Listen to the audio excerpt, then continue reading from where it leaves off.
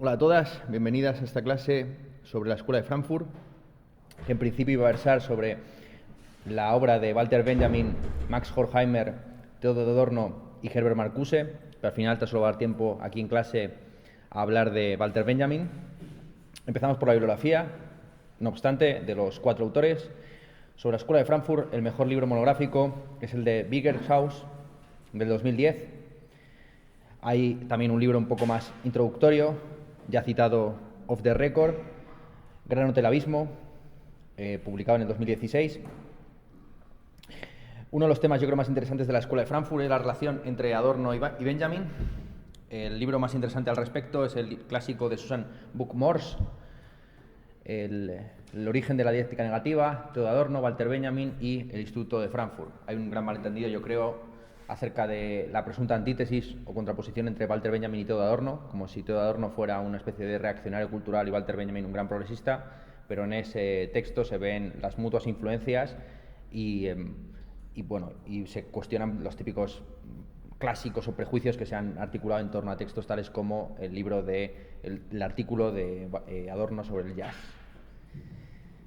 Sobre Walter Benjamin, uno de los textos monográficos más interesantes es el de Terry Eagleton, conocido crítico marxista, literario. En ese texto del año 81, cuando ya se empezaron a editar las obras completas de Walter Benjamin, pues aceptó una revisión de la concepción de la crítica de Benjamin, abarcando sus dos periodos, el periodo alemán y el periodo francés. Horkheimer ha sido el filósofo más maltratado por la recepción posterior de los de la Escuela de Frankfurt, a pesar de ser el fundador del Instituto de Investigación Social en Frankfurt y el que se lo lleva con todo el equipo luego a Nueva York y posteriormente a California. Pues Horkheimer ha quedado un poco eclipsado por su compañero de armas y de letras, Adorno, que tenía mayor capacidad filosófica. Sin embargo, los textos de Horkheimer siguen siendo pues un paradigma de claridad y textual comparado con el barroquismo, a veces excesivo, de un Benjamin o de un Adorno. Podríamos decir que es la ortodoxia de la Escuela de Frankfurt, el que se toma más en serio la cuestión del enfoque interdisciplinar en su primera etapa y el que muestra también más a las claras en su último periodo pues la relación muy estrecha que tenía la Escuela de Frankfurt, no tanto con Marx como con el pensamiento más o menos irracionalista alemán del siglo XIX, muy señalamente Schopenhauer en el caso de Horkheimer o Kierkegaard en el caso de Adorno, así como Ludwig Klages en el caso de Walter Benjamin. Adorno ha sido reivindicado recientemente por un marxista, el principal teórico del posmodernismo desde el punto de vista marxista, Frederick Jameson, tiene ese texto, Marxismo tardío, Adorno o la persistencia de la dialéctica. Por último, sobre Marcuse. Marcuse es el paradigma, a mi juicio, del marxismo cultural, es decir, de aquel que entiende que se tiene que crear una serie de mecanismos de influencia cultural en la sociedad moderna que privilegien un posicionamiento de izquierdas. La gente suele citar lo de la tolerancia represiva, que es uno de los términos más fetiche de Marcuse, pero no sabe realmente a lo que estaba refiriendo. Marcuse entendía como tolerancia represiva el hecho de que se aplicara el mismo baremo tolerante tanto a la extrema izquierda como a la extrema derecha. A juicio de Marcuse, la extrema derecha debería estar perseguida y a ella no se le debería ofrecer más oposición que la bélica, mientras que la izquierda pues tendría, por así decir, un cheque en blanco para decir y hacer lo que quisiera. Es Marcuse el que influye de manera decisiva en la primera generación de los intelectuales políticamente comprometidos de izquierdas en las instituciones norteamericanas, pero por desgracia, pues bueno, Marcuse no ha sido muy bien tratado tampoco por la recepción filosófica posterior. Me apetecía traer un texto del año 70, a pesar de que Marcuse vive hasta el 79, de un filósofo que posteriormente se dedicó a hacer filosofía moral. Alasdair MacIntyre seguramente se ha conocido por muchos de vosotros porque tiene una de las introducciones a la filosofía ética contemporánea analítica más conocidas. En ese texto principalmente está analizando al Marcuse del entorno del Mayo 68. Como digo, sobre Marcuse, por ejemplo, ha escrito también Angela Davis, que considerándole su padre intelectual. En ese sentido, yo digo que si hay que hablar de marxismo cultural, pues el que está más próximo a ese tipo de ese imaginario de extrema izquierda, de extrema derecha, es Marcuse. Sobre todo, leed el texto de la tolerancia represiva, porque yo creo que ahí está perfectamente bien expuesto. Bueno, como digo, el autor sobre el que vamos a centrar la exposición es Walter Benjamin. No suelo ofrecer imágenes de los autores de los que hablo en clase, porque creo que la mayor parte de vosotros, en tanto que alumnos de Historia del Arte, estáis intoxicados de imágenes y lo que a veces viene bien es un poco de ascetismo, más aún en la asignatura de estética. No obstante, hoy, violando este límite o requisito que yo había puesto a mis clases, pues he traído una imagen de Walter Benjamin también para hacer una alegoría personal, porque muy poca gente se ha dado cuenta de que mis gafas en realidad son una especie de trasunto de las de Walter Benjamin. Walter Benjamin es un autor que yo no suelo citar porque más bien estoy imitando su modelo que reproduciendo sus ideas. Yo creo que este tipo de autores, más que seguirles al pie de la letra o convertirse uno en un fundamentalista de sus ideas, pues debe intentar replicar lo que ellos hicieron en su época en el presente. Me parece bastante curioso y, bueno, son destinos del azar, el hecho de que hoy hablemos de Walter Benjamin, una de las víctimas del fascismo, suicidado en Portbou en 1940, justo un día después en que un partido abiertamente neonazi, neofascista, pues ha obtenido casi un 10% de los votos en una de las comunidades autónomas más importantes de este país. Así me gustaría comenzar, de manera poética, con el famoso poema de Bertolt Brecht, traducido por un servidor, Al suicidio del refugiado W.B. Como digo, Walter Benjamin, que era judío, escapó al avance imparable de la Blitzkrieg alemana contra Francia y viéndose atrapado entre dos fascismos, el nazi y el franquista, de tal forma que, estando detenido en la frontera entre España y Francia, Portbou, pues decidió ingerir no sé qué tóxico para suicidarse, perdiéndose con su vida también una maleta en la que tenía la versión definitiva del libro Los Pasajes. No obstante, su principal obra, inacabada, hablaremos de ella más adelante, ¿no? Como digo, el texto está traducido por mí y me gustaría subrayar la ambivalencia o el carácter poético que tiene el uso de determinadas palabras. Para empezar, en el título, Bertolt Brecht utiliza el término Freitod, que se traduce por suicidio, pero que literalmente significa muerte libre, ¿no? A la muerte libre del refugiado Walter Benjamin. Dice lo siguiente en castellano: he oído que has levantado la mano contra ti mismo, anticipándote al matarife. 8 años desterrado, observando el auge del enemigo, empujado finalmente a una frontera intraspasable, traspasaste, dicen, una traspasable. Los reinos se hunden, los jefes de banda marchan como hombres de Estado, los pueblos ya no se ven debajo de las armas. Ahí he puesto el término original que utiliza Brecht para referirse a los reinos, Reich, evidentemente una referencia al Tercer Reich, y Führer Bände, que significa el jefe de banda, pero que evidentemente hace referencia a Hitler. Así que el futuro está en tinieblas y las fuerzas del bien son flojas. Tú veías todo esto al destruir el cuerpo martirizado. Kelveren o Kelvaren. Kelvaren, bueno, yo lo traducí por martirizado, a veces lo traducen, hay algunos que lo traducen por torturado, pero yo creo que Kelvaren hace mucho, o sea, traducir Kelvaren por martirizado hace honor a la relación que existe entre el pensamiento de Walter Benjamin y el pensamiento teológico judío, ¿no? Donde la cuestión del martirio es importantísima. Bueno, Walter Benjamin es un miembro marginal de la Escuela de Frankfurt, de hecho se debate mucho si se le debe incluir o no, en la medida en que, en parte, Walter Benjamin no tuvo ningún recorrido ni académico, no pudo entrar en la universidad alemana por culpa de Horkheimer, el fundador de la escuela.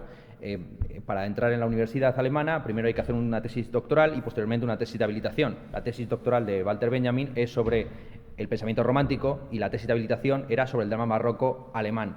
Pues bien, esta segunda tesis no fue aceptada ni en la Facultad de Filología ni en la Facultad de Filosofía, entre otras cosas porque Max Horkheimer no lo permitió. Y así se vio obligado Walter Benjamin durante el resto de sus días a malvivir como freelance, escribiendo textos de ocasión, y la mayor parte de sus obras pues, son pequeños fragmentos de una obra proyectada inacabada que es el libro Los Pasajes. Walter Benjamin tiene una trayectoria interesante, insisto, porque es el que sintetiza el materialismo histórico con la teología judía. Con amigos, un poco, todos sus amigos estaban un poco en esa onda. Sin embargo, él originalmente proviene del llamado movimiento juvenil.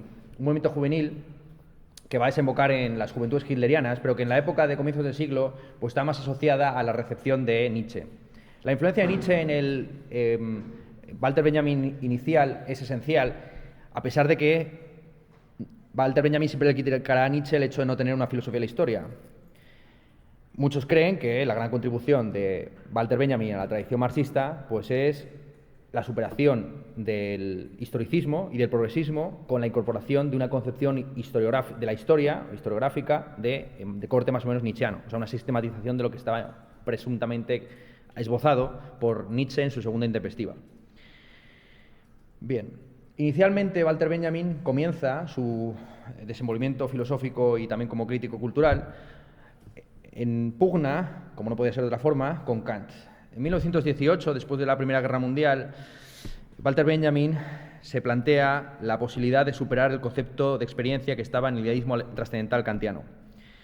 Frente a la concepción de la experiencia kantiana, asociada principalmente a la ciencia, Walter Benjamin apunta a lo que él denomina un concepto superior de experiencia que permita articular una filosofía venidera más allá de la epistemología kantiana. A juicio de Benjamin, la filosofía platónica y kantiana tiene como principal objetivo articular un concepto de experiencia que justifique el alcance y la profundidad del conocimiento. De esta forma, la experiencia kantiana, pero también la experiencia entendida en el sentido platónico, es básicamente lo que fundamenta o justifica esa investigación crítica sobre las condiciones trascendentales del conocimiento. El problema de esta experiencia, de esta concepción de la experiencia, es que, a pesar de que fundamenta la ciencia, no es capaz de ofrecer una articulación de la experiencia vivida. Es decir, la concepción de la experiencia kantiana, pero también platónica, es una concepción de la experiencia desnuda, primitiva y evidente, que está atravesada por la concepción de la misma de la ilustración, cuyo paradigma, a juicio de Walter Benjamin, pues es la física newtoniana. Aquí, en realidad, Walter Benjamin simplemente está repitiendo viejos tópicos románticos y también del neocantismo. Así, más allá del sujeto trascendental kantiano y de la correlación sujeto-objeto, hay que articular una concepción novedosa de la experiencia que vaya más allá de esa epistemología que fusiona conocimiento con experiencia. Walter Benjamin va a buscar esa concepción alternativa a la experiencia en la contrailustración y los fenómenos preilustrados, es decir, el romanticismo y el barroco. A juicio de Walter Benjamin, el concepto contrailustrado o preilustrado de experiencia permite incorporar dentro de esa idea de experiencia también las experiencias artísticas, estéticas, políticas, etcétera, porque percibe el mundo como esencialmente vivido, como si fuera su propio desenvolvimiento una historia de la revelación. Aquí se ve, insisto, el punto de contacto entre el pensamiento de Walter Benjamin y la tradición teológica.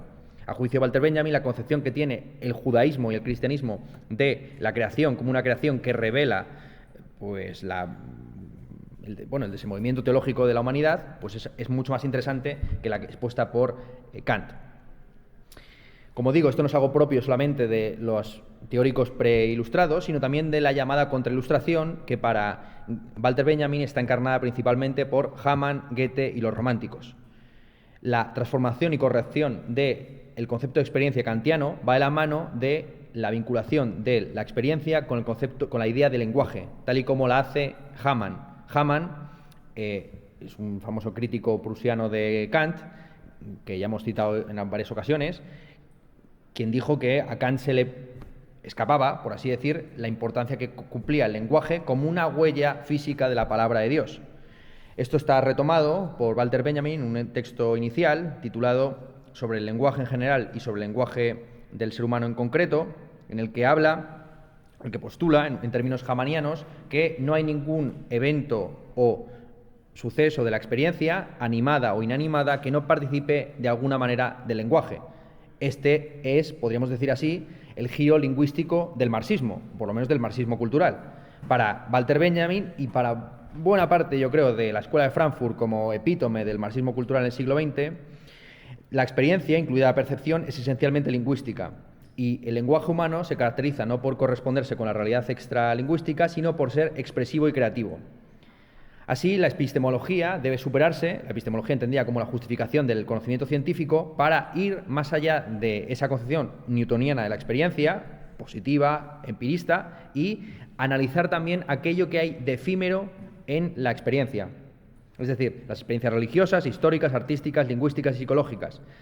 Esto es algo que va a persistir en toda la trayectoria filosófica de Walter Benjamin, es decir, el interés por fenómenos como lo de lo nuevo, lo anticuado y lo heterónomo, frente a la obsesión de Kant por lo autónomo y lo que carece de dimensión temporal. A través del análisis de este tipo de experiencias, podemos abrir nuevas posibilidades fenomenológicas. No utiliza esta terminología Walter Benjamin, que nunca fue próximo a Husserl ni a ninguno de los grandes filósofos de comienzos del siglo XX, en Alemania digo, sino, se abren nuevas experiencias fenomenológicas precisamente distintas de las expuestas en la filosofía kantiana. Lo que Walter Benjamin va a articular en sus primeros textos, su tesis doctoral y su tesis de habilitación, por lo tanto, es cómo reconstruir la epistemología para que pueda incorporar la representación estética. Representación estética que no apele a un concepto metafísico como el de genio, tal y como está en la crítica del juicio kantiana. De esa forma, Walter Benjamin va a ofrecer una concepción antirromántica del romanticismo, manteniendo, esto es muy curioso, el concepto filosófico de idea platónica sin las adherencias o las connotaciones esencialistas de esta idea, de este concepto filosófico de la idea platónica. Para Walter Benjamin, pues no va a ser algo situado en un trasmundo, sino que algo que se va a concretar temporalmente. Vale. Así, la metafísica, si se quiere hablar en estos términos, de Walter Benjamin en sus primeros textos, su tesis doctoral y su tesis de habilitación, pretende superar el concepto de experiencia kantiano y también, como no, la distinción o el dualismo kantiano entre naturaleza y libertad, entre mecanismo causal y voluntad moral. Para ello, a juicio de Walter Benjamin, hay que replantear especulativamente la idea de dialéctica en Kant. Una dialéctica que no sintetice los opuestos dados entre la tesis y la antítesis. Este es el concepto de dialéctica negativa que luego va a ser recuperado y sistematizado por su colega Theodor Adorno. En Walter Benjamin se presenta por primera vez la posibilidad de una dialéctica que no subsuma los opuestos en una reconciliación final. Y esto va a tener su importancia política, sobre todo en la crítica que va a hacer Walter Benjamin de la idea del fin de la historia o del comunismo como reconciliación de la lucha de clases. Bien. En la tesis doctoral de Walter Benjamin, que inicialmente iba a dedicarla a Kant y finalmente se la dedica a los románticos, se comienza por una crítica de la concepción tradicional de la historia. A juicio de Walter Benjamin, la historia se ha concebido tradicionalmente de manera equivocada como una extensión infinita del tiempo, donde lo importante es la velocidad del cambio y en qué medida o no las personas y las épocas avanzan en el camino del progreso. Frente a esta concepción progresista de la historia, la imagen que le ofrece es una imagen mesiánica, según la cual la historia está concentrada en puntos focales que funcionan a modo de imágenes utópicas que reconcilian el pasado ofreciendo un futuro mejor. La revolución benjaminiana, esto es una cosa importante, no está orientada hacia el futuro sino hacia el pasado. Desde el comienzo, ya desde los textos sobre el romanticismo, para Walter Benjamin la revolución no va a consistir en que nuestros hijos vivan mejor que nosotros, sino que la memoria de los derrotados en el pasado sea mantenida y preservada. La historia, para Walter Benjamin, entendida en el sentido metafísico del término, por lo tanto, encuentra sus condiciones últimas, lo que él denomina los estados metafísicos más elevados, el absoluto histórico, no en un futuro que siempre se pospone, sino en momentos inmanentes puntuales, en estallidos concretos. Se podría decir también que Walter Benjamin es el primer marxista que fetichiza las revueltas voluntaristas puntuales. Es decir, Walter Benjamin es el gran místico de la Comuna de París y, sobre todo, una de las imágenes que a él más le llama la atención de esa Comuna de París es que una de las primeras cosas que se hizo fue disparar sobre los relojes, ¿no? Deteniendo el tiempo histórico en beneficio de ese tiempo mesiánico en el que se reconcilia el pasado mediante la apertura de una utopía futura. Bien. En esto consiste la conjunción mesiánica que Walter Benjamin rastrea en los románticos. Para los románticos, la historia no consiste en un avance desde lo pésimo a lo óptimo, sino en la concreción del absoluto en momentos puntuales de carácter artístico. La tesis doctoral, por lo tanto, de Walter Benjamin va a intentar analizar desde un punto de vista mesiánico la relación que establecían los románticos entre el absoluto artístico y cada obra de arte particular. Para los románticos, podemos decir rápidamente, la historia se va redimiendo en las grandes obras creadas por los genios. ¿Cuál es el fundamento filosófico que se puede ofrecer a esta concepción de la historia tan aparentemente rara? y estética. Benjamin cree rastrearlo en la teoría de la reflexión de Fichte. Ya vimos cómo Fichte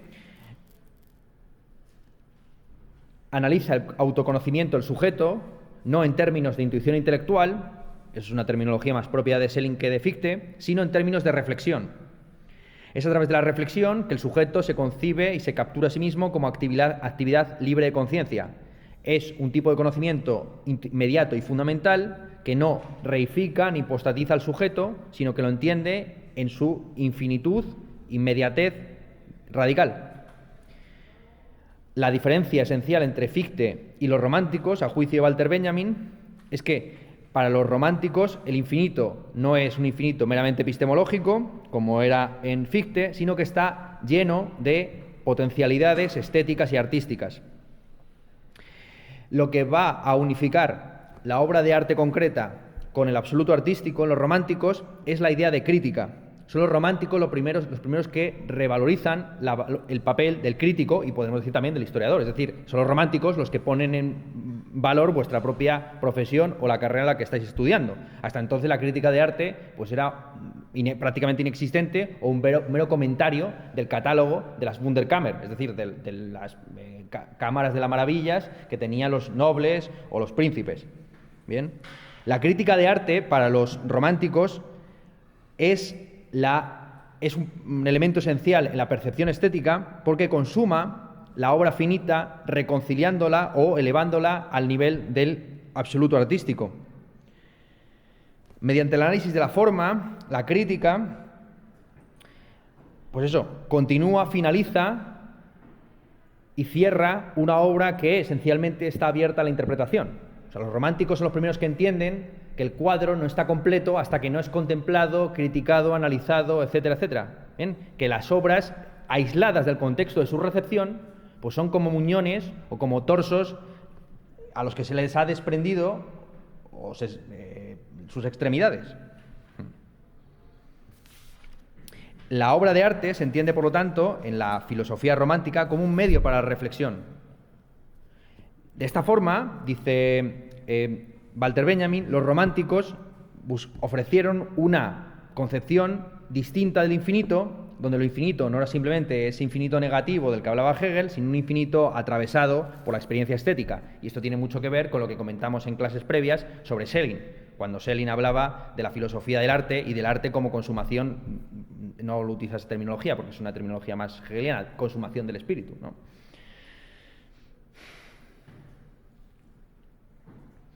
Lo interesante de los románticos es que no aplican una serie de criterios preestablecidos sobre las obras de arte como se hacían los clasicistas. Es decir, los clasicistas se tomaron al pie de la letra la poética de Aristóteles y juzgaban las, por ejemplo, obras dramáticas conforme a los tres principios clásicos, las unidades de tiempo, espacio y acción, que presuntamente ellos habían reconocido en la obra de Aristóteles.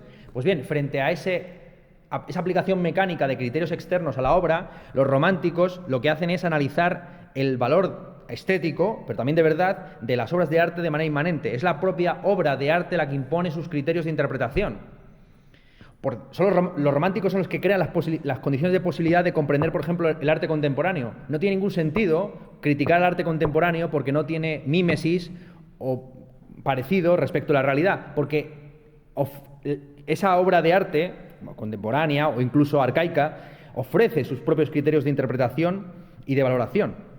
Frente a la imposición dogmática de reglas externas, como la estética clasicista, los románticos lo que pretenden es analizar de manera inmanente cómo las obras concretas se conectan con el absoluto artístico por medio de la crítica. Los románticos, no en balde, son los primeros, insisto, que valorizan la crítica como género artístico, algo que luego va a ser reivindicado por Oscar Wilde y a día de hoy tiene un gran predicamento. Existen en el mundo anglosajón y van a existir seguramente en los próximos años en las universidades españolas también másteres de art writing, de escritura artística, donde se entiende que la redacción de textos de catálogo y la redacción de críticas artísticas pues también es una obra de arte. Tiene un componente, os recomiendo mucho la obra de una esteta y artista llamada Ito Steyer, cuyas principales obras son conferencias y textos. Y se hizo una exposición hace unos años de ella en Reina Sofía. ¿Cuáles son los defectos de la concepción de las obras de arte por parte de los románticos? ¿Cuáles son las críticas que ofrece Benjamin sobre la concepción del arte del romanticismo? Pues bien, le achaca 3 grandes defectos: su formalismo, su concepción de la positividad y su concepción de la singularidad. Las 3 críticas que hace Walter Benjamin a la concepción romántica del arte son magistrales, porque también porque 2 de ellas, 2 de las críticas que hace, se pueden hacer también a día de hoy a los enemigos del arte contemporáneo, es decir, a youtubers o críticos de arte como Avelina Lesper o Antonio García Villarán, que consideran que aquello que no tiene maestría, etcétera, etcétera, pues no es arte, sino es amparte. Bien, la primera crítica que hace Walter Benjamin a la concepción artística, a la concepción de la obra de arte por parte de los románticos, es su formalismo, es decir, que no es capaz de comprender el contenido de las obras, sino que está obsesionada con la forma en la que ese contenido se expresa. Esta incomprensión del contenido específico de la obra se encuentra a día de hoy en la incomprensión que sienten muchos críticos tradicionales de arte hacia el arte contemporáneo de carácter conceptual, donde lo importante no es la forma en la que se expresa esa intencionalidad artística, sino el concepto o el contenido subyacente. La obsesión por la forma impide comprender la verdadera función, por ejemplo, del arte en la época medieval, donde, como es sabido, el arte visual era la Biblia de los analfabetos. Lo importante no era la forma en la que se expresaba ese contenido artístico, sino el contenido mismo, es decir, la doctrina de la Biblia. Segunda objeción de Walter Benjamin a la concepción romántica del arte: su positividad.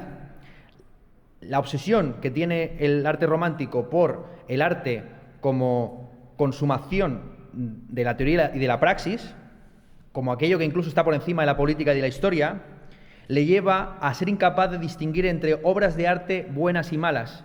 Para el romántico tan solo existe el arte o la artesanía, pero no hay término medio. Toda obra de arte es una obra de arte buena, por definición. Esto es lo que le pasa también a los artistas, a los críticos de arte, a los enemigos del arte contemporáneo, que no son capaces de reconocer que una cosa puede ser arte y al mismo tiempo ser muy mala.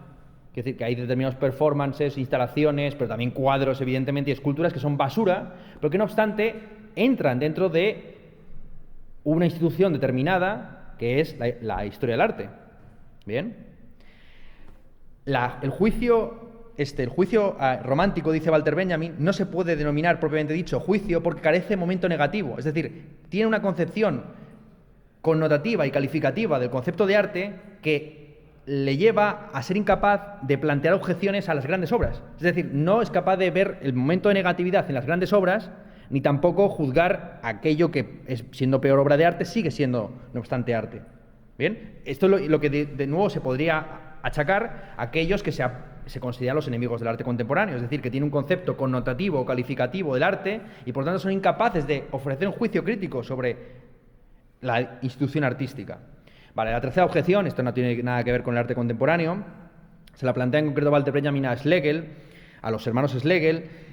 Los Schlegel confunden lo abstracto con lo universal, dando una falsa imagen o interpretación de la unidad de las obras de arte, entendiendo que todas las obras de arte no son sino partes de una obra mística, singular y trascendental que unificaría todas y cada una de esas creaciones.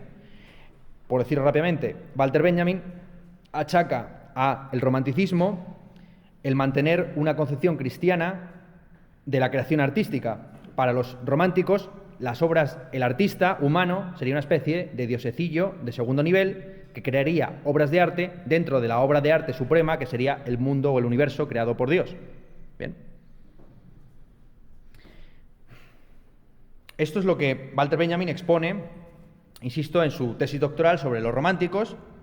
Entre la redacción de la tesis doctoral y la tesis de habilitación, Walter Benjamin escribe unos textos célebres sobre Goethe, todo esto dentro del llamado periodo alemán. Walter Benjamin encuentra en Goethe una alternativa, pero también una evolución endógena del pensamiento romántico.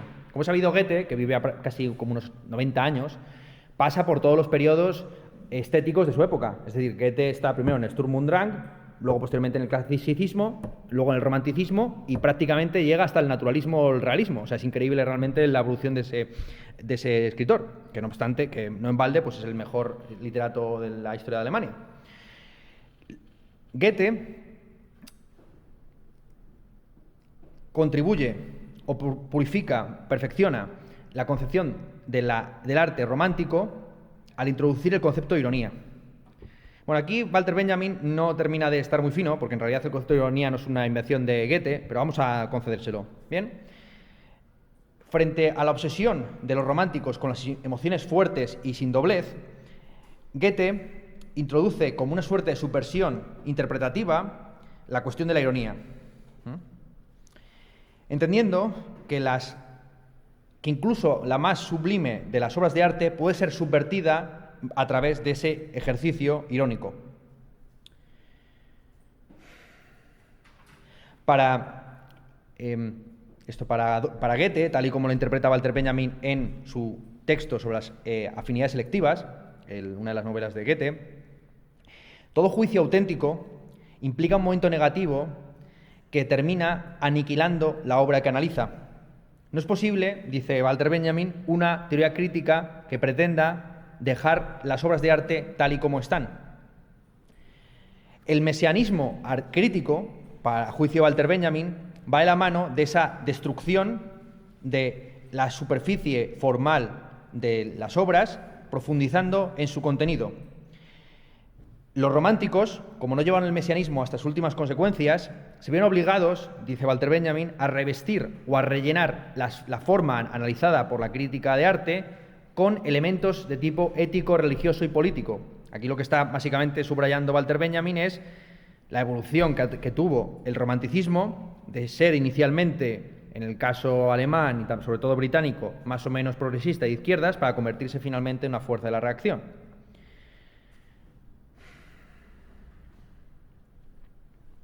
A diferencia, frente a podemos decir, oscilación política de los románticos, Goethe se mantuvo siempre en una especie de centralidad política. Es cierto, Goethe es el paradigma del artista no comprometido. Bueno, de hecho hay una famosa anécdota, ¿no?, del encuentro entre Beethoven y Goethe en un jardín, en contexto de una fiesta palaciega, en la que estando estos dos paseando por ese jardín se encuentran con Napoleón, ¿no? Y mientras Goethe pues se inclina ante Napoleón, ¿no?, pues como el artista o el escritor lacayo, pues Beethoven se va delante de él teniendo en cuenta la traición que había hecho Napoleón a los ideales de la Tercera Sinfonía, ¿no? Bueno, vamos a dejar aquí. Total, que lo interesante de Goethe es que profundiza mucho más en la idea de que estaba en los románticos, pero que no estaba tan esbozada en ellos, de que la obra de arte es incompleta sin su crítica y su interpretación. Ahora, es más, para Goethe, la función de la crítica no consiste en completar esa obra de arte reconciliándola con el absoluto artístico, sino mantenerla y preservarla en su esencial incompletitud. Para Goethe no es posible, para el Goethe tardío, tal y como lo interpreta Walter Benjamin, no es posible regresar a un pasado perdido sobre el cual se tiene nostalgia, tal y como pretendían hacer los románticos. Los románticos, de alguna forma, son también los recuperadores de la mitología acerca del medievo. El clasicismo es siempre, para Goethe y para también Walter Benjamin, un torso que no se puede completar, sino que debe ser desmembrado todavía más por el ejercicio de la crítica.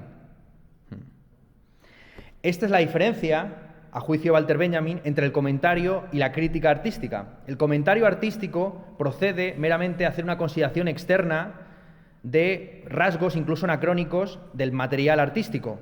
Pues como os enseñan a vosotros a memorizar fachadas de iglesias o plantas de catedrales, sin que eso tenga ninguna funcionalidad. O sea, ¿para qué coño sirve eso? Eso lo puede hacer un algoritmo de Google mucho mejor que vosotros. No sé si me explico. La función de la crítica consiste en penetrar y destruir más allá de esa forma y ver cuál es la importancia biográfica que tienen esas obras de arte para el presente.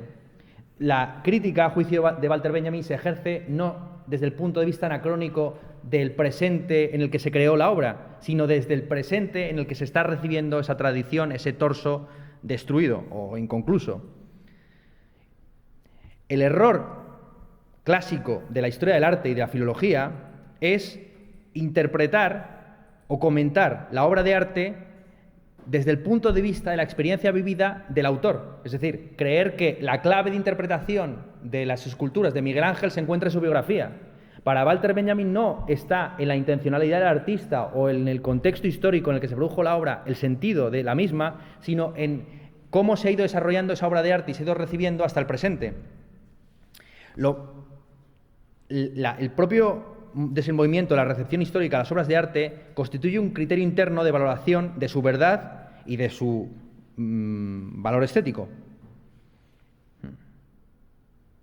El contenido de verdad de la obra artística, a juicio de Walter Benjamin, no debe buscarse en las técnicas o en las formas que caracterizan a la obra, sino en su unidad distintiva. El objetivo de la crítica consiste en hacer de esa verdad un contenido de la experiencia, pero no de la experiencia biográfica del artista, sino de la experiencia biográfica del que contempla la obra en el presente, siendo consciente de su tradición. La crítica, por lo tanto, no tiene que referir la obra a las intenciones del artista o a su apariencia formal, pero tampoco a la relación de mímesis o expresividad que mantiene esa obra respecto de una realidad dada, sino analizar hostia, ¿cómo explicar? Es que esto es muy difícil, es que aquí estamos tocando duro.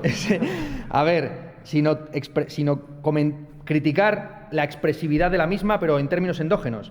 A ver, lo que distingue al arte de la naturaleza para Walter Benjamin no es que el arte imite a la naturaleza, sino que y ni siquiera que sea expresivo o creativo frente a una naturaleza que sería mecánica y que reproduciría siempre lo mismo.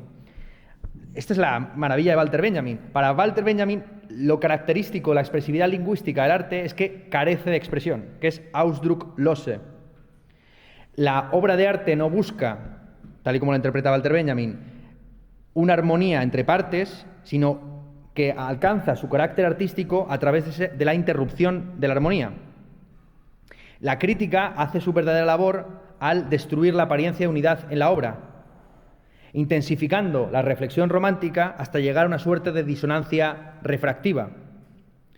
Aquí, en este contexto, Walter Benjamin recupera la idea de Hölderlin de la ruptura contrarrítmica. Es decir, el objetivo de la crítica no consiste en hacer perfectamente comprensible y transparente el sentido de la obra, sino en mostrar la cesura que existe entre la intención del autor, el contexto histórico y el contexto de su producción y de su recepción. A través de una suerte de violencia interpretativa que autoaniquile el trabajo del artista. El arte, en su límite, sobre todo llama la atención respecto de sus elementos constitutivos. No ofrece una reconciliación, una certeza místico-cristiana, sino que ofrece una suerte de esperanza, esto es ya el momento más curioso de Walter Benjamin, una esperanza que él identifica en sus textos sobre Goethe con la imagen de la constelación. Aquí es donde aparece una de las imágenes teóricas más importantes y conocidas de Walter Benjamin, es decir, para Walter Benjamin la dialéctica no consiste en la reconciliación de los opuestos, sino en la construcción de constelaciones, donde los diversos elementos teóricos preservan su unidad, identidad y separabilidad, al mismo tiempo que se conectan de maneras novedosas. Claro, la función del crítico, que también como artista, consiste en la creación de nuevas conexiones entre elementos que hasta entonces se habían considerado como aislados. Por decirlo rápidamente, el crítico debe hacer en la teoría lo mismo que planteaba Duchamp hacer con las obras de arte clásicas, ¿no? Utilizar un Rembrandt como tabla de planchar. Pues lo mismo debería hacer el crítico, comentar a Miguel Ángel conforme a la teoría neoplatónica de belleza es un juego de niños. Lo valioso e interesante sería, por ejemplo, comentar a Miguel Ángel desde el Vaporwave o viceversa, el Vaporwave desde Miguel Ángel. Mediante ese tipo de conexiones insospechadas que Walter Benjamin pues, ofrece una concepción alternativa de la crítica literaria y artística, ¿no? Vale. La tesis de habilitación de Walter Benjamin versa sobre el drama barroco, en alemán Trauerspiel, que se puede traducir literalmente como obra o juego de la nostalgia. Bueno, este término Trauerspiel se utiliza en alemán para referirse a un tipo de drama, a un tipo de teatro que surge en el periodo barroco, desde finales del siglo XVI hasta mediados del siglo XVII, y que encuentra en Shakespeare y en Calderón de la Barca a sus representantes más egregios. Curiosamente, Walter Benjamin no se centra en estos dos autores, que son los clásicos, sino en una serie de autores marginales, pues como son Martin Opitz, Andreas Gryphius, Johann Christian Hallmann, Daniel Caspar von Lohenstein, August Adolf von Howitz. No os preocupéis porque no conozcáis a estos autores, porque son autores de segunda, incluso diría de tercera. Aquí se ve también la apuesta de Walter Benjamin por los márgenes. Muchos de los temas que hemos visto en clase, de las clases prácticas, digo, sobre todo, que están en la filosofía francesa contemporánea, como la apuesta por los márgenes, la idea de la deconstrucción de la historia de la filosofía, etc. Todo esto está expuesto mal que bien en la obra de Walter Benjamin. Bien, lo característico del drama barroco alemán, que es encarnado por estos autores, que son los que expresan la decadencia sociopolítica de la sociedad alemana en el contexto de la guerra de los 30 años, ¿fueron 30 o fueron 40? Bueno, la guerra en la que se desangró Europa, en el conflicto entre católicos y protestantes hegemonizados respectivamente por España y por Suecia. Lo interesante de este drama barroco alemán es que muestra muy a las claras un punto de inflexión entre la concepción teológica de la historia y la concepción secular de la misma. Las obras del drama barroco alemán se caracterizan, en primer lugar, por su simplicidad de acción, que de alguna forma lo vinculan, esta idea del drama, con el clasicismo francés. Se separa y se diferencia ese clasicismo francés por sus características peculiarmente barrocas. En primer lugar, un uso bombástico del lenguaje, que también está en Shakespeare y en Calderón, una ausencia de profundidad psicológica, los personajes son meramente casi estereotipos, un uso bastante abundante de la maquinaria teatral y un énfasis en la violencia, el sufrimiento y la muerte.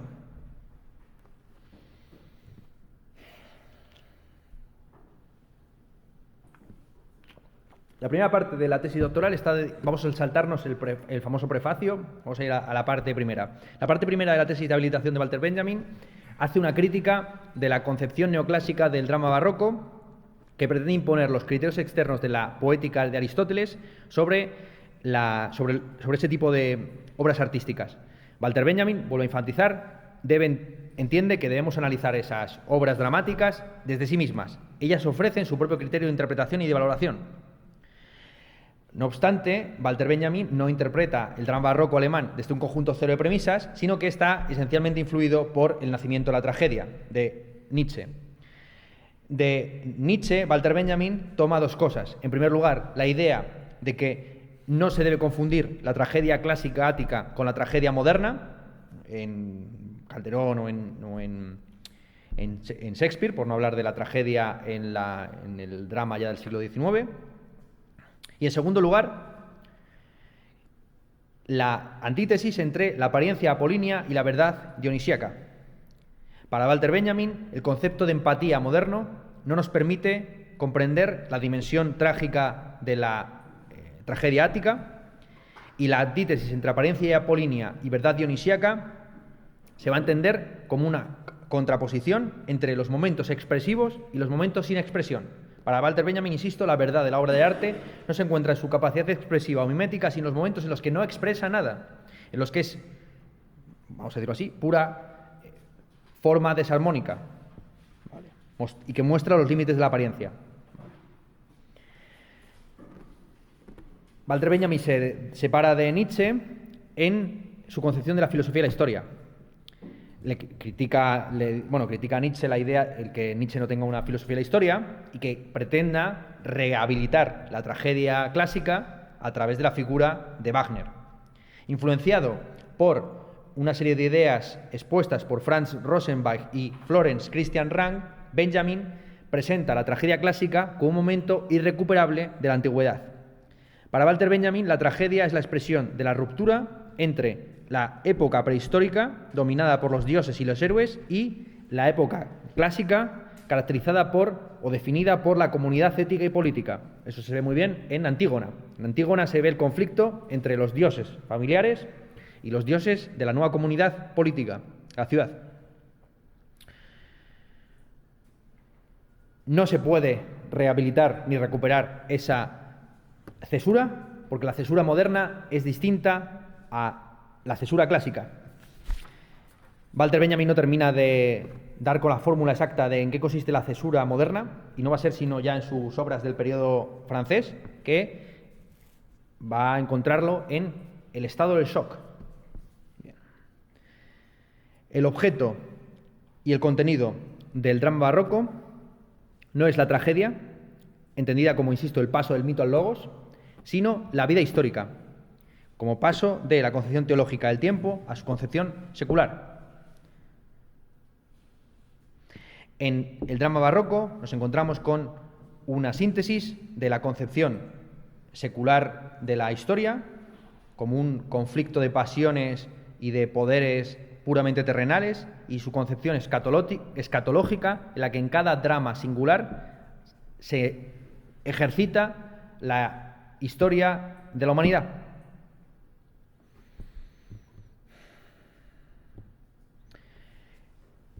Es en este contexto de la redacción de la tesis de habilitación en el que Walter Benjamin escribe uno de los fragmentos, uno de los textos no publicados en vida más célebres de él, la crítica a la violencia. Si no se sitúa la crítica a la violencia en este contexto, no se entiende nada. Insisto, para Walter Benjamin lo interesante del drama barroco es que muestra muy bien ese paso de la lucha por la redención humana a la lucha profana por el poder político. La crítica a la violencia es un fragmento de una obra más grande que iba a escribir Walter Benjamin, en el que iba a analizar el fenómeno de la política en la época moderna. Ese es un texto que ha dado muchos quebraderos de cabeza, que fue comentado explícitamente por Carl Schmitt en su texto Hamlet o Hécuba, y posteriormente por Derrida en un texto que vosotros habéis leído, Fuerza de ley. Bien, en ese texto sostiene Walter Benjamin que todo sugiere, porque esto es un fragmento también muy poético, sugiere que todo status quo jurídico se sostiene sobre una violencia primigenia que pretende ser negada.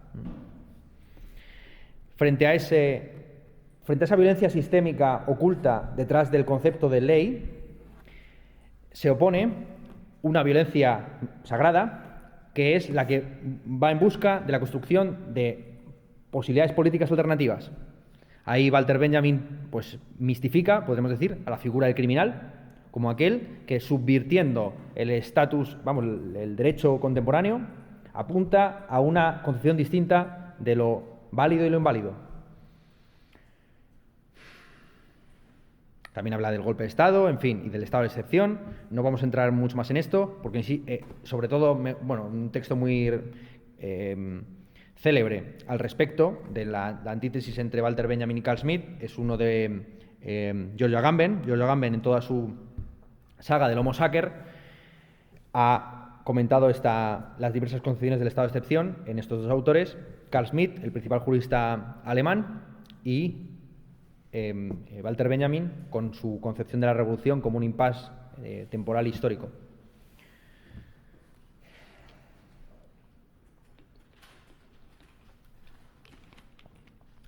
El objeto del drama barroco alemán no es el sufrimiento, tal y como era en la tragedia clásica, sino el dolor o el duelo, entendido como un sufrimiento que está espacializado temporalmente. Lo característico del drama barroco para Walter Benjamin es que en él la historia se fusiona con el escenario, dando la posibilidad de una contemplación melancólica en el que los espectadores se regodean y reconocen en los elementos transitorios y carentes de significado de la trama. Para comprender el contenido de verdad del drama barroco alemán, asociado a la contemplación melancólica de la vanidad y transitoriedad de las cosas, es necesario, dice Walter Benjamin, recuperar el concepto de alegoría barroca. La alegoría barroca está muy mal comprendida porque ha sido eclipsada u ocultada por la posterior concepción romántica del símbolo. Solo mediante la recuperación de la alegoría podrá también comprenderse el significado del símbolo para los románticos. Para los románticos, un símbolo es la síntesis entre lo absoluto y lo concreto, entre lo atemporal y lo temporal, en un momento puntual, en esos momentos mesiánicos, en los que la totalidad de la historia está concretada en un momento singular. Frente a esta congelación de la historia a través del símbolo, la alegoría, a juicio de Walter Benjamin, tiene una dimensión más dinámica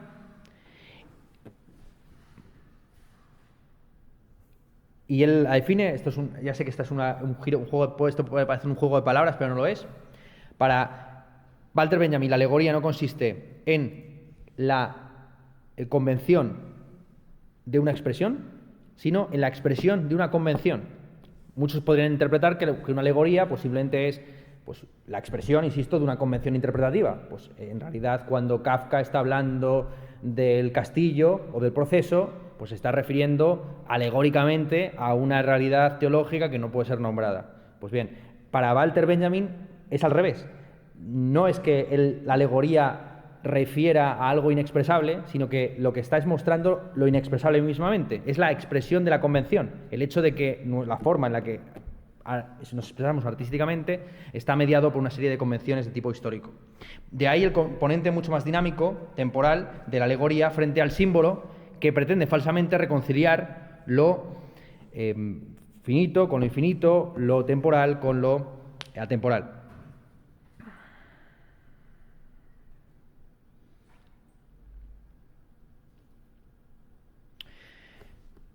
Terminamos comentando el prólogo titulado Prólogo epistemocrítico, en el que Walter Benjamin sistematiza su concepción de la crítica al arte, ofreciendo, por un lado, la idea de que la crítica de arte debe operar como la alegoría, es decir, debe expresar cuáles son las convenciones en las que están más o menos reificadas las obras de arte, yendo más allá de las limitaciones epistemológicas e históricas de las disciplinas que hasta entonces han ocupado de esta institución histórica. A juicio de Walter Benjamin, la filosofía y la historia del arte tienen severas limitaciones. En primer lugar, la filosofía del arte atiende a los problemas que tienen que ver con la esencia de la obra de arte, pero descuida su dimensión histórica, mientras que al revés, la historia del arte está absolutamente preocupada por el linaje histórico de las obras, pero no tiene un concepto adecuado de esencia. Es más, la historia del arte está atravesada por un nominalismo estético donde lo relevante sería no el análisis de periodos, sino de obras singulares. En parte, esta doble crítica que hace Walter Benjamin tanto a la filosofía del arte como a la historia del arte supuso su condena académica. Este fue el motivo por el cual él no fue capaz de presentar su tesis de habilitación ni en el departamento de filosofía ni en el departamento de filología, ya que cuando él hablaba de arte, principalmente en estos textos se refería al arte literario. La historia del arte, pero también en parte la filosofía del arte, está atravesada por un nominalismo según el cual términos como renacimiento o barroco serían simplemente aproximaciones tentativas a obras singulares. Lo único real para la historia del arte son las obras concretas que deben ser analizadas de manera positiva, pues atendiendo sus aspectos formales y luego de contenido.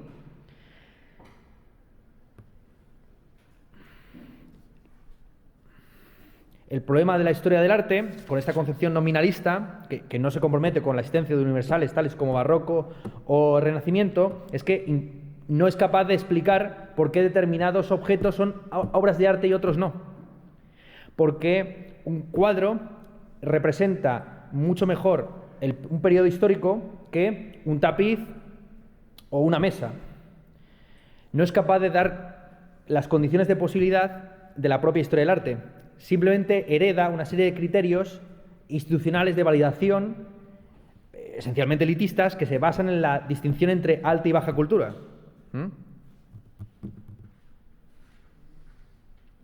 Por su lado, si el problema principal de la historia del arte es un nominalismo que le conduce al escepticismo y a la falta de fundamentación de su propia disciplina, es decir, al dogmatismo de pensar que un periodo histórico puede estar mejor expresado en obras tradicionalmente consideradas de alta cultura que en obras consideradas de baja cultura, el problema principal de la filosofía de la historia, la filosofía del arte, es que centrándose tanto en las formas genéricas y en la idea del absoluto artístico, termina disolviendo las diferencias entre las obras de arte en pos de una unidad indiferenciada que niega su multiplicidad irreductible.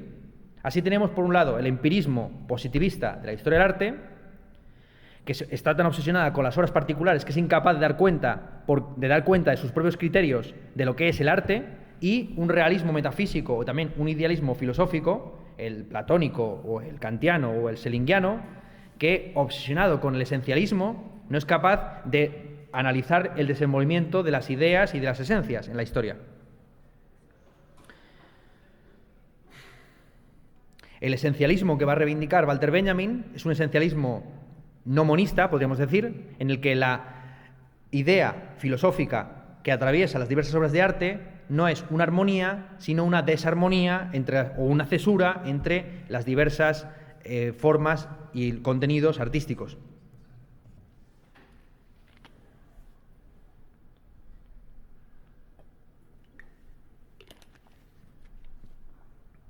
Y es en este punto en el que Walter Benjamin recupera su concepción del lenguaje como algo esencial en la experiencia. Nombrar, dice Walter Benjamin, es una forma de historizar, de dotar de significado aquello que no lo tenía. A través de la acuñación de nombres, el historiador, pero también el crítico, es capaz de construir constelaciones de significado que dotan de virtualidad filosófica y también histórica aquello que originalmente no tenía por qué tenerlo. Esta idea de las constelaciones filosóficas y también artísticas, estéticas, será luego posteriormente recuperado por Adorno. Adorno, curiosamente, en su Actualidad de la Filosofía, texto con el que inicia sus clases en la Escuela de Frankfurt, pues entiende que la filosofía tiene como función principal pues la construcción de ese tipo de agrupamientos o disposiciones más o menos innovadoras de ideas o de materiales que previamente no tenían por qué estar conectadas entre sí. Walter Benjamin también reproblematiza el concepto de origen. El origen no debe entenderse como el punto o la causa a partir de la cual se derivan el resto de consecuencias históricas o temporales. Los historiadores, dice Walter Benjamin, están obsesionados con encontrar un referente último, una especie de primer motor que moviliza los movimientos artísticos, los periodos, etc. Sin embargo, el origen no es un origen meramente causal, sino que el origen también se pone desde el presente, y no es una mera categoría lógica, pero tampoco es una mera categoría física o histórica, sino que tiene que ver con las historias anteriores y posteriores a la creación de la obra. Esto es. El origen de la obra de arte no es el momento concreto en el que ésta se crea, sino cuál es la preexistencia y la posexistencia, la historia previa y posterior a la misma, es decir, la historia de los materiales y la historia de su recepción. Centrarse no tanto en la creación de la obra puntual cuanto en los materiales y la recepción de esta obra va de la mano de la concepción de la obra como algo esencialmente abierto a interpretación, como una ruina de sí misma. Aquí Walter Benjamin regresa sobre el tema clásico romántico de la ruina. Son los románticos los primeros que empiezan a percibir como algo bello o sublime la ruina por sí misma, es decir, como muestra del paso del tiempo, la muestra del ejercicio de la acción que ejerce el tiempo sobre las obras artísticas. La construcción que debe realizar el crítico de arte sobre las obras de arte no consiste en la invención fantasiosa de categorías, sino en la conexión que construye y destruye a partir de las ruinas de los materiales y de la recepción de las mismas. Vale. Esto posteriormente va a influir de manera decisiva en Derrida, a pesar de que Walter Benjamin no es posmoderno, Derrida tampoco lo es, pero se suele englobar dentro de esa categoría. Para Walter Benjamin, el hecho de que la obra de arte tenga un contenido de verdad, pues le asocia claramente con las concepciones modernas o modernistas de este tipo de obra de arte. Vale. Esto es, digamos, la obra, en esto consiste, explicado con los términos más comprensibles que yo he podido articular, porque, insisto, los textos de Walter Benjamin de su primer periodo son duros de cojones. Vamos a cerrar este capítulo para hacer unas pequeñas observaciones acerca de la politización más o menos de izquierda inicial de Walter Benjamin. Walter Benjamin, como hemos dicho, proviene del movimiento de las juventudes en la década de los años 20, pero rápidamente se separa de esa concepción de la política más o menos de carácter nietzscheano Y ya desde mediados de los años 20, con su crítica a la violencia y textos posteriores, va a apuntar a una concepción de la política distinta de la nietzscheana. En Nietzsche, uno de los temas principales es la cuestión del heroísmo y de la superación del estado actual del ser humano. Frente a eso, la concepción de la política, Walter Benjamin va a sugerir, en textos desde entonces, va a sugerir una concepción de la política distinta donde lo central sea la reconciliación y redención del pasado. La felicidad como concepto central de la política, entendida esta no en sentido subjetivo ni objetivo, sino como la satisfacción de las posibilidades no realizadas en la historia de la humanidad. El propio Walter Benjamin va a conceptualizar su evolución política desde el movimiento de las juventudes hasta pues, un posicionamiento más o menos próximo al sionismo y al marxismo, en términos de un radicalismo más duro, más puro y más invisible. Bueno, Walter Benjamin, muchos han hablado de un marxismo gótico o de un materialismo antropológico. La primera obra en la que se concreta esta orientación política es Calle de Dirección Única, Einbahnstraße, que es un texto en el que Walter Benjamin concreta estilísticamente la concepción alegórica de la crítica que él ha ofrecido hasta ahora. Es decir, los textos de Walter Benjamin no son tratados, tampoco son diálogos, sino que son fragmentos.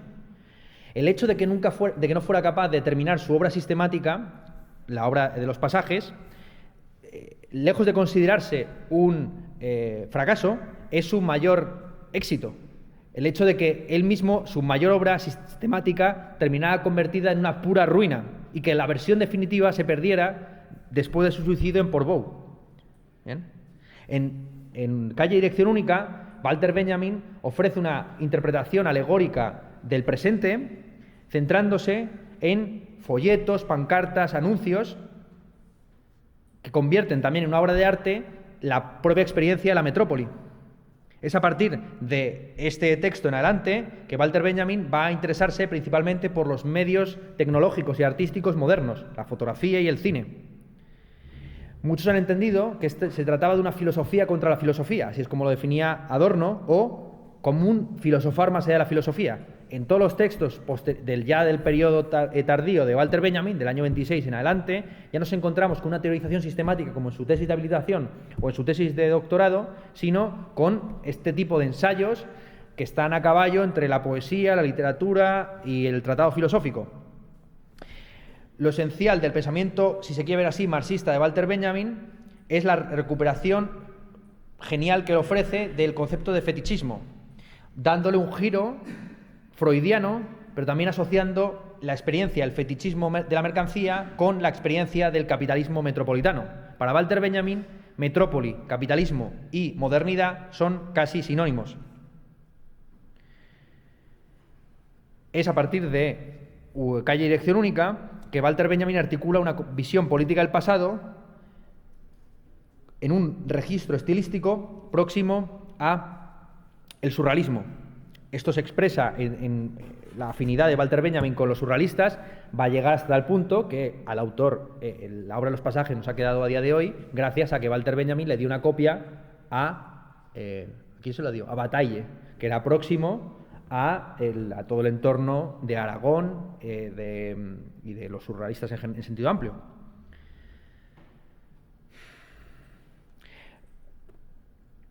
La técnica de los surrealistas es interpretada en términos de Walter Benjamin bajo la terminología de iluminaciones profanas. Una laicización del concepto de revelación cristiano teológico clásico.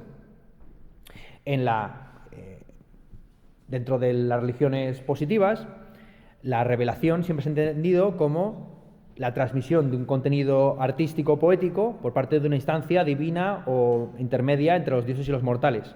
Canta o musa la cólera del Pélida Aquiles. O el propio Dante siendo conducido por Virgilio a través del infierno, el purgatorio y posteriormente el paraíso. Los surrealistas son ateos metodológicos en su forma de concebir el arte, porque entienden que la fuente de la inspiración no es una instancia trascendente de tipo religioso, sino el inconsciente o la propia tecnología. Sin embargo, Walter Benjamin no entiende que todos y cada uno de los... que los surrealistas sean vanguardistas. Esto es fascinante. Walter Benjamin no entiende la vanguardia como una fascinación por el futuro, sino como un intento de rehabilitar las posibilidades presentes en la tecnología obsoleta. Esto lo vamos a ver más adelante cuando hablemos de Baudelaire. Es decir, para Walter Benjamin los artistas más valiosos de su época no son los que utilizan las técnicas más avanzadas, sino los que expresan la contradicción propia de la experiencia moderna utilizando formas arcaicas. Y así, a su juicio, los escritores que mejor han comprendido y expresado la contradicción y tensión moderna son Baudelaire, que habla de putas, traperos y industria, utilizando una métrica poética tradicional clásica, casi del siglo XVI. Y del mismo modo que Kafka habla de la burocracia moderna, utilizando un método alegórico prácticamente bíblico. Bien, esto es maravilloso. Los artistas vanguardistas, bueno, si lo quiere ver así, los artistas modernos no son aquellos que utilizan la tecnología como una especie de emblema de lo que va a ser el futuro, sino rehabilitan formas del pasado para expresar contradicciones a través de la expresividad técnica. Vale. Entramos entonces en el periodo francés de Walter Benjamin. A partir del año 26 en adelante, todos los textos que escribe Walter Benjamin son fragmentos de una obra tochísima que nunca llegó a terminar, la obra de los pasajes, Das Passagenwerk. Esta obra iba a tener el título provisional de París, capital del siglo XIX. Es en esta obra donde se expresa lo que muchos han calificado, a mi juicio de una manera exacta, como el marxismo gótico de Walter Benjamin.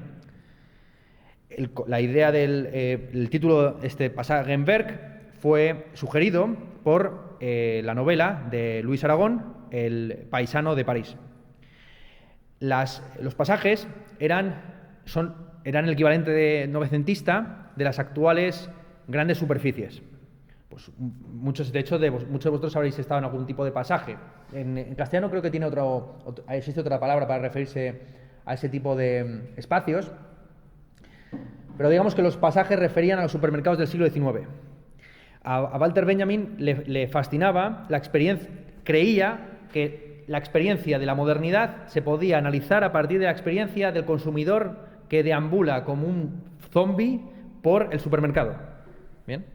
El supermercado, pero también el pasaje, es un punto nodal en el que se encuentra lo interior y lo exterior, porque estás en un espacio cubierto en el que no obstante estás fuera de las tiendas, viendo los productos de consumo a través de un escaparate, es decir, doblemente alineado de lo que va a ser el objeto que te debería satisfacer. Y en ese contexto del pasaje, pues se encuentran las figuras del trapero, el burgués e incluso el proletario.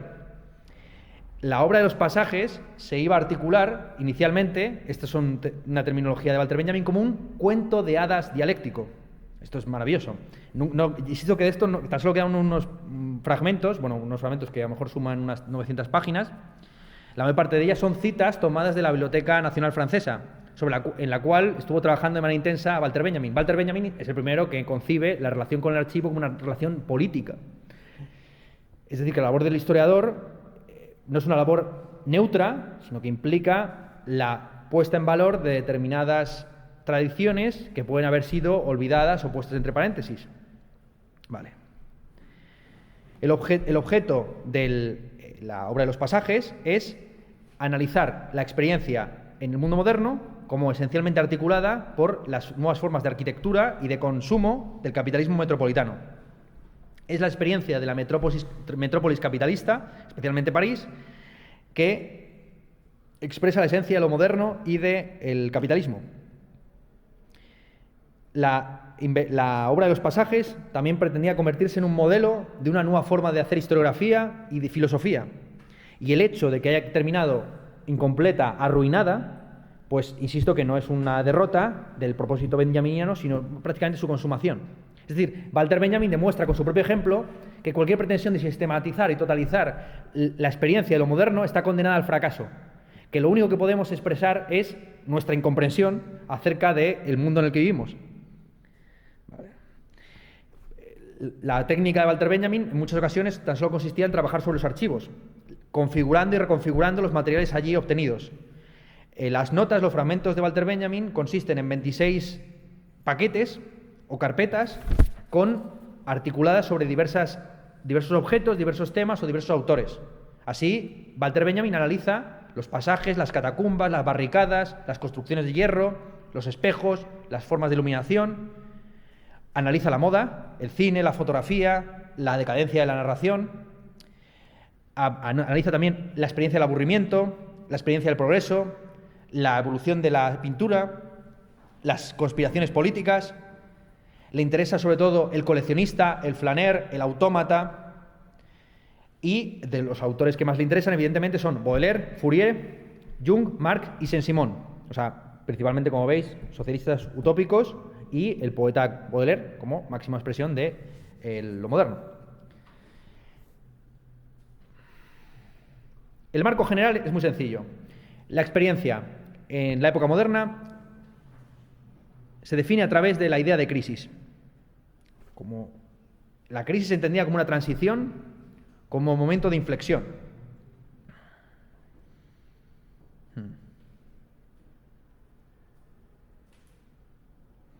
Ese momento de transición puede dar pie a dos futuros posibles, uno de tipo constructivo y otro de tipo destructivo, siendo el constructivo el comunismo y el destructivo el fascismo.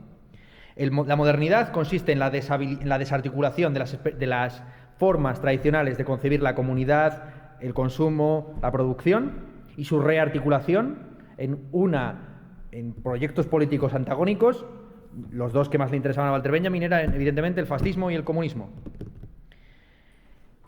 La forma en la que se puede analizar esa crisis de la experiencia, a juicio de Walter Benjamin, es a través de la crisis de las artes. A Walter Benjamin le interesa muchísimo cómo las artes clásicas, la pintura, la arquitectura y la escultura, entran en decadencia en el siglo XIX. La pintura por la aparición de la fotografía, la arquitectura por su subordinación al urbanismo, es decir, la construcción de las ciudades como enclaves funcionales para la represión política y la explotación capitalista, y la desaparición, también le interesa mucho la desaparición de la escultura, con su sustitución por ejemplo, las figuras de los maniquís y, en general, el uso de lo que tradicionalmente se consideraban esculturas como elementos simplemente decorativos funcionales para el consumo. Vale.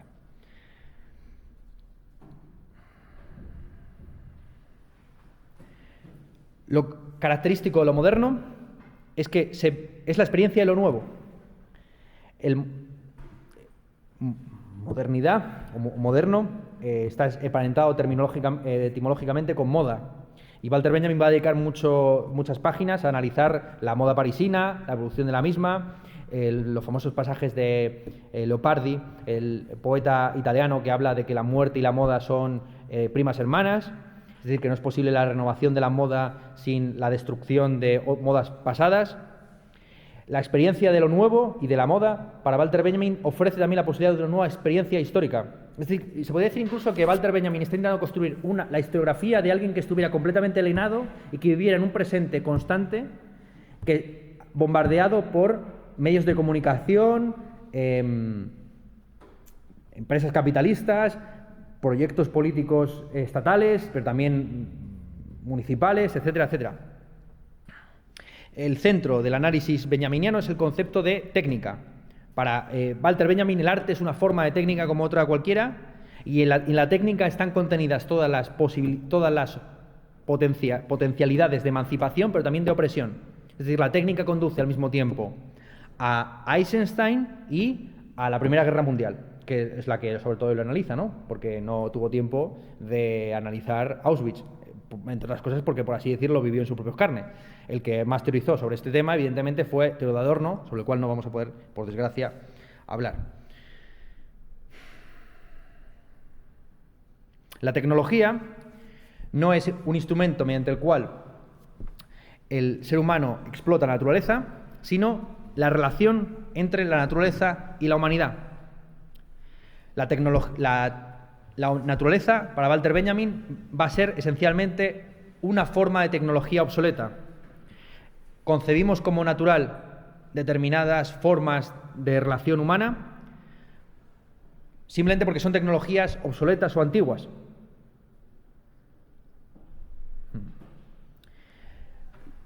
La tecnología que más le va a interesar a Walter Benjamin, o de las sobre las que más va a escribir, es el cine. El cine como fenómeno de masas que al mismo tiempo esclaviza y genera posibilidades de liberación o emancipación o pedagogía respecto de las masas alienadas por el capitalismo.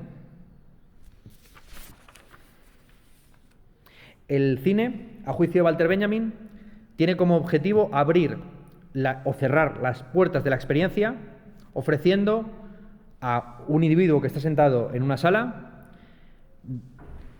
experiencias que pueden estar a cientos de kilómetros de del lugar en el que se encuentra. El cine, pero también la fotografía, en general, las formas de reproducción mecánica de la realidad van de la mano de la destrucción del componente aurático de las obras que habían tenido las obras de arte hasta entonces. Ha habido mucho debate acerca de a qué se refiere Walter Benjamin con el término aura. La definición clásica que ofrece Walter Benjamin de aura es la siguiente. Aura es un extraño entretejimiento del espacio y del tiempo, la apariencia única de que algo está a cierta distancia sin importar lo cerca que esté. El aura, podríamos nosotros explicar, consiste en la cercanía de lo lejano y la cercanía de lo lejano y la lejanía de lo cercano. Exacto. El ejemplo que yo podría poner es la relación que tenemos con las obras de arte las obras de arte clásico que nos parecen al mismo tiempo muy próximas y muy lejanas. Cuando uno se encuentra delante, por ejemplo, de la Mona Lisa, la sensación es que está más lejos de lo que nos parece, porque la percibimos no en la distancia física que nos separa de ella, sino a través de toda la historia de su interpretación y de su valoración. Las obras de arte están investidas de un aura, ¿bien?, de tal forma que aunque uno pueda tener una reproducción exacta de la Mona Lisa en cualquier folleto del Museo de Marras, hay algo especial en el original, ¿no? El aura también podría interpretarse, es la relación entre el original y la copia, relación que queda destruida o puesta entre paréntesis por la tecnología. En la fotografía, al igual que en el cine, no existe un original del cual las diversas reproducciones fueran la copia, salvo que se quiera entender que el negativo es el original, pero lo que es verdaderamente contemplable de la fotografía o de la película no es el negativo, sino su proyección pues cinematográfica o su reproducción en diversos formatos.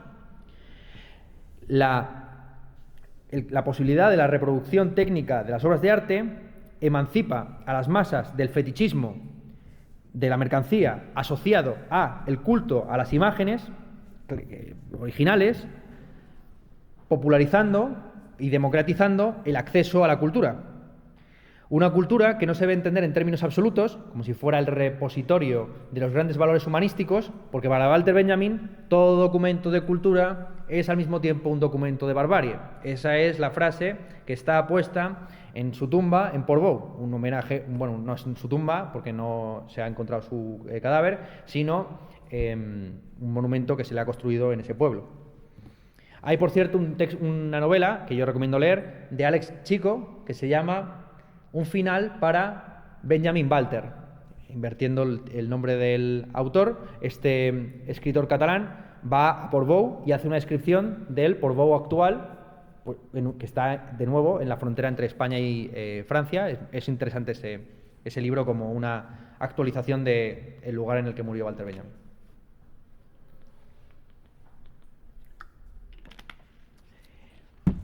El concepto de aura, tal y como lo utiliza Walter Benjamin, tiene al mismo tiempo un componente nostálgico y un componente futurista vanguardista.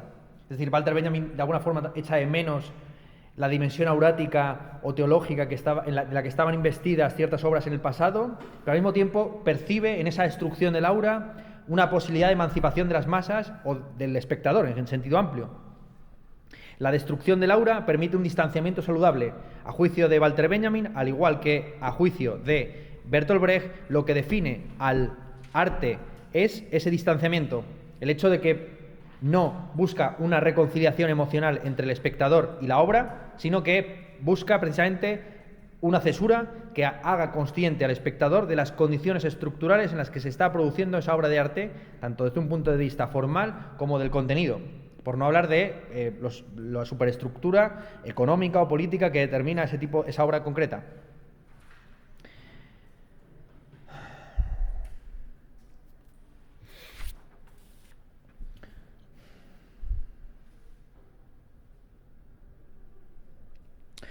Asociada al desarrollo de las tecnologías artísticas de la fotografía y del cine, se encuentra también la aparición de los movimientos de masas de carácter político. Walter Benjamin va a interpretar el fascismo como una estetización de la política. El fascismo convierte lo que en el comunismo eran elementos disciplinarios, pues como la uniformización o las marchas, en elementos románticos o puramente estéticos. Es decir, el fascismo hace marchar a sus juventudes no por nada, sino simplemente para generar una belleza estética que entre por los ojos.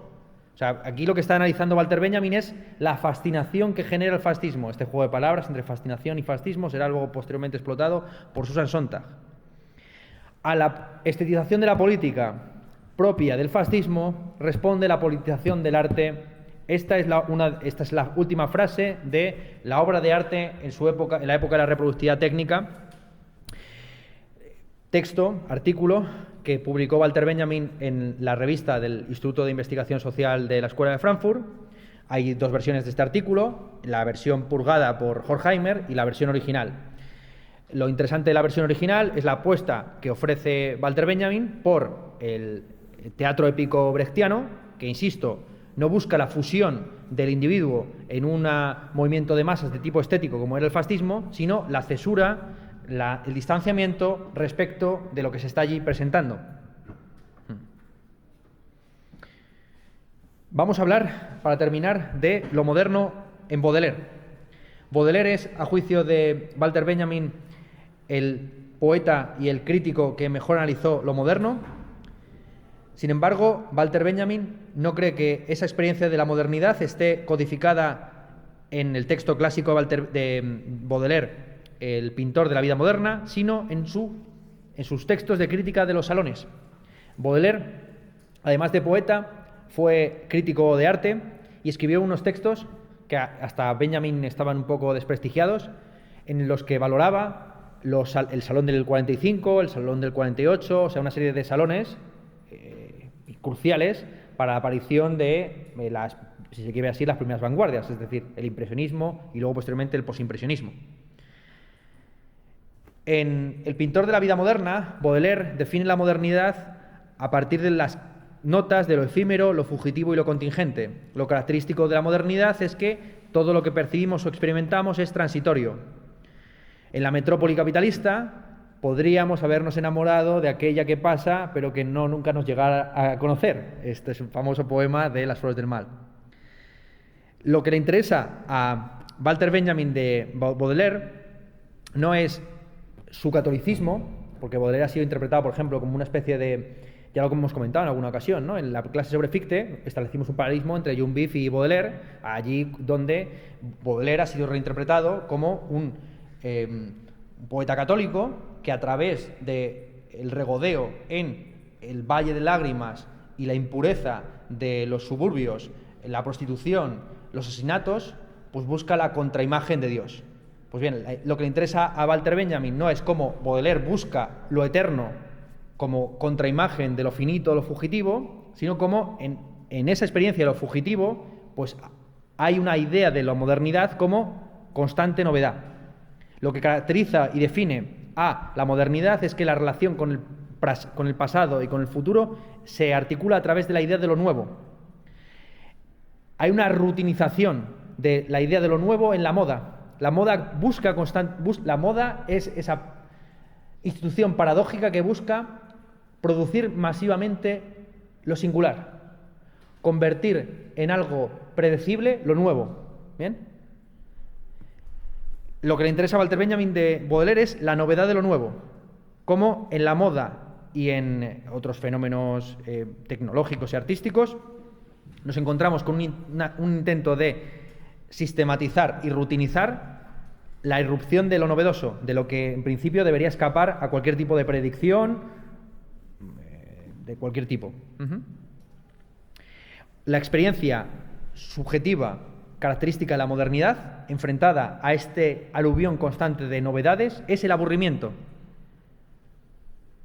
Frente a la defensa que hace Baudelaire del esfuerzo heroico del católico ante la adversidad, una especie de retrato épico en el que uno estaría constantemente pues, peleando por mantener su pureza ante la debacle del mundo contemporáneo, que sería, por ejemplo, la imagen que está en Ulrich Seidl, pero también en Lars von Trier y en la mayor parte... O sea, Lars von Trier hace una película porno porque busca, a través de la imagen de la obscenidad, es que está en todos estos, es que hace protagonistas de sus películas a mujeres para expresar su ideología machista o misógina. Es constantemente este juego de lo negativo y lo positivo.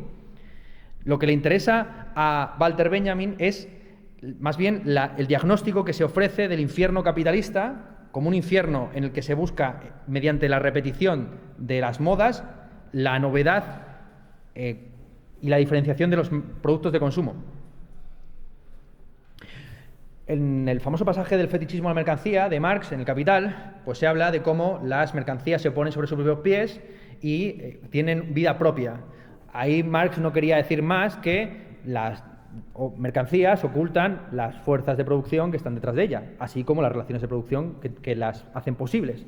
Cuando tú estás comprando un filete, no estás viendo en directo la vaca que ha sido sacrificada para producirlo. Cuando tú estás comprando unas zapatillas, no eres consciente del niño que las ha cosido en Vietnam.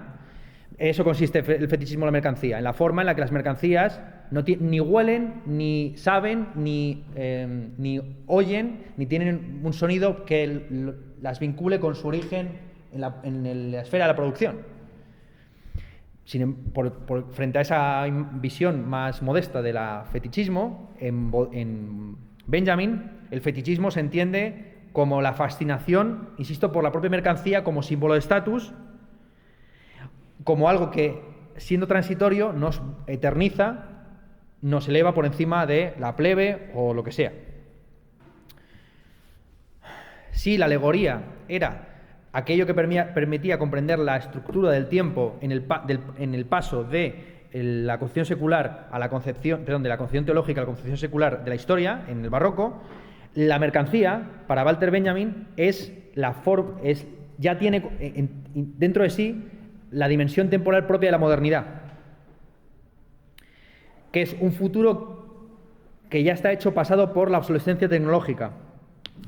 Lo que le interesa a Walter Benjamin de la técnica literaria utilizada por Kafka y por Baudelaire, entendidos por él como los principales escritores de la modernidad, es que utilizan tecnologías literarias obsoletas, como son la alegoría y la poesía métrica clásica, para expresar tensiones y contradicciones capitalistas del presente.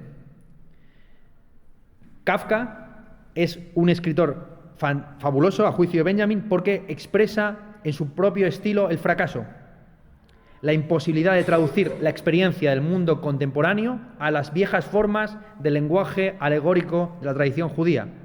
Y del mismo modo, Baudelaire pretende encuadrar en el contexto literario por ejemplo, del soneto clásico francés, la experiencia de los arrabales, siendo esa experiencia intraducible a ese modelo tecnológico pasado. La mayor parte de los motivos metropolitanos que va a analizar Walter Benjamin, el bohemio, el flaner, la prostituta, el jugador, el trapero, están extraídos tal cual de la obra de Baudelaire. Baudelaire hablaba de un método literario llamado la correspondencia, que consistía en incorporar expresivamente y reflexivamente el anacronismo, es decir, utilizar una terminología neoclásica para hablar de fenómenos contemporáneos como el de la prostitución metropolitana o la contaminación industrial. El efecto que genera esa antítesis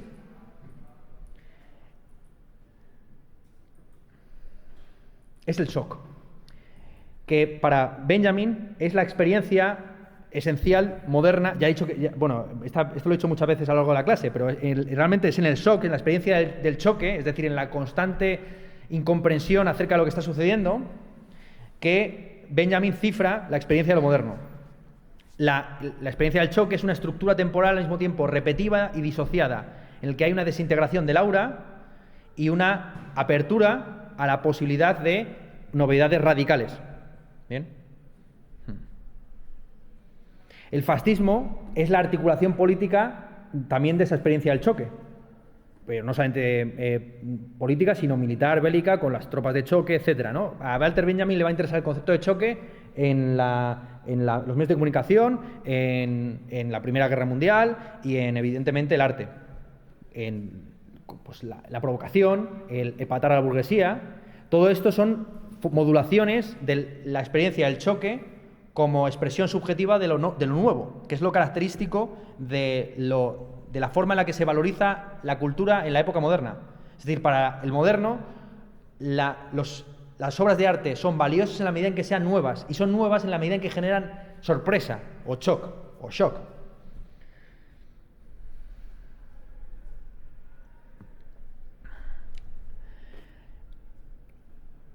El shock deshistoriza la experiencia, situándonos en una especie de presente mediático constante, pero al mismo tiempo ofrece una concepción de la historia distinta, una dialéctica de las detenciones en la que se prioriza la estasis interruptiva a el progreso hacia lo mejor. Y ya llegamos y cerramos, de verdad, con el famoso fragmento sobre el concepto de la historia, que ha tenido tres grandes interpretaciones. Estos son los fragmentos sobre el concepto de la historia, han tenido tres interpretaciones de la mano de tres amigos de Walter Benjamin. Gershom Scholem, padre uno de los padres del Estado de Israel, y ofreció una interpretación de tipo teológico. Brecht, el poeta del que estamos aquí proyectando su poema, ofreció una interpretación de tipo materialista, y Adorno buscó una compatibilización entre ambas. La lectura oficial de las tesis sobre filosofía de la historia, sobre el fragmento de esos pequeños fragmentos tan bonitos, es que en ellos Walter Benjamin está criticando el progresismo o el historicismo de la socialdemocracia alemana. Frente a la idea de que la historia va desde lo pésimo a lo óptimo, Walter Benjamin va a ofrecer una concepción de la historia asociada al montaje cinematográfico y literario, en el que lo importante no es mostrar cómo hay una serie de fuerzas históricas que de manera ineluctable van a conducir a la superación de la lucha de clases, sino buscar imágenes dialécticas que detengan lo que sucede. La revolución para Walter Benjamin no consiste en acelerar la máquina de vapor, sino en tirar del freno de mano antes de lanzarse al abismo. Frente a la idea del progreso típicamente socialdemócrata, Walter Benjamin va a defender la idea de la actualización o de la redención del pasado. El progresismo concibe la historia como un desenvolvimiento temporal homogéneo y vacío, en el que las generaciones se van sacrificando las unas por las otras. Frente a esa concepción continuista de la historia, como un continuo constante desde el pasado al futuro pasando por el presente, para Walter Benjamin la historia está atravesada por memoria, expectativa y acción. La consecuencia política del progresismo, a juicio de Walter Benjamin, es el conformismo. Es decir, si la historia va a hacer la revolución por nosotros, ¿para qué molestarse en mover ni siquiera un dedo? Benjamin asocia esta concepción progresista y conformista de la historia con el kantismo, es decir, con la idea de Kant de que el reino de los fines es un ideal regulativo, una tarea sin fin. La alternativa que ofrece Walter Benjamin al progresismo histórico se puede también comprender como una alternativa a la repetición de la tradición por parte de Heidegger. Es decir, Heidegger y Walter Benjamin tienen una concepción muy similar de la historia, pero mientras que Heidegger hablaba de la repetición de la tradición, el nazismo, Benjamin hablaba de la redención de la tradición. Es decir, para Benjamin no se trata de contar constantemente la historia de los vencedores, que son los que han escrito la jodida historia, sino de reivindicar aquellas posibilidades no realizadas en el pasado. No es que el presente arroje luz sobre el pasado, es que el pasado y el presente están entretejidos, y la única forma que tenemos de ver nuevas posibilidades de futuro es mediante el reconocimiento de posibilidades en el pasado. Es decir, y de Walter Benjamin, a partir de Walter Benjamin se justifica la idea de que sea interesante pues reivindicar de repente escritores marginales del barroco en Alemania o pintoras en el Renacimiento, no porque sean las más representativas de su época, sino precisamente porque van en contra del progreso presuntamente necesario de la misma. ¿Bien? Vale. La historia se articula por medio de momentos críticos en los que el status quo amenaza con preservarse. Frente a esa amenaza de la preservación del status quo, el materialista histórico no debe buscar, insisto, las líneas de fuga de las tendencias dominantes, sino los destellos, las oportunidades no realizadas, la vida futura y la vida anterior de las tradiciones perdidas, tanto cultural como artísticamente. Bueno, y con eso yo creo que podemos terminar hoy. Muchas gracias.